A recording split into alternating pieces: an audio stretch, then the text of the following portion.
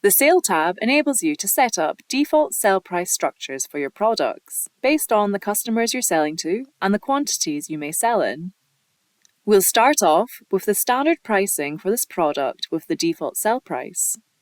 Once a decision has been made and it's been included here on the product, it will populate for a sales order or quote when added.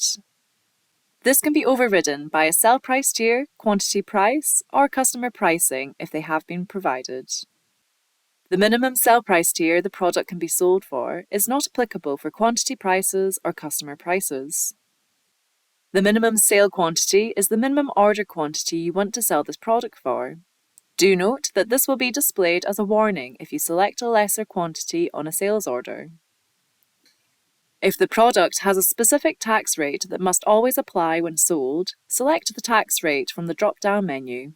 Otherwise, leave the sales tax rate blank and the customer or default tax rate will apply instead.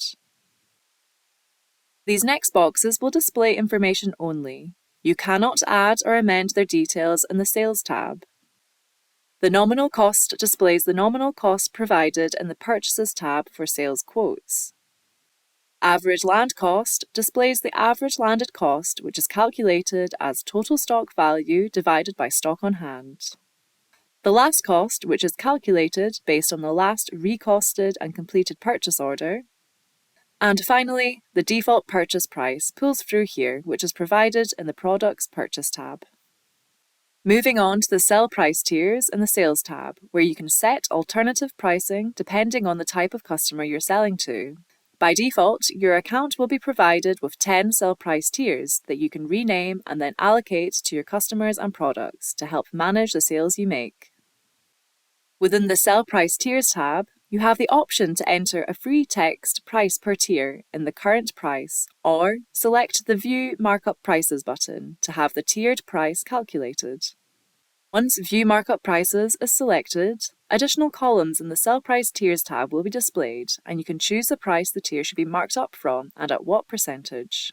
Use the Markup From drop-down menu per tier to select one of the following, and once selected, enter a percentage value in the Markup Percentage column, and then select the Apply Markup Price link to save the markup price in the tier.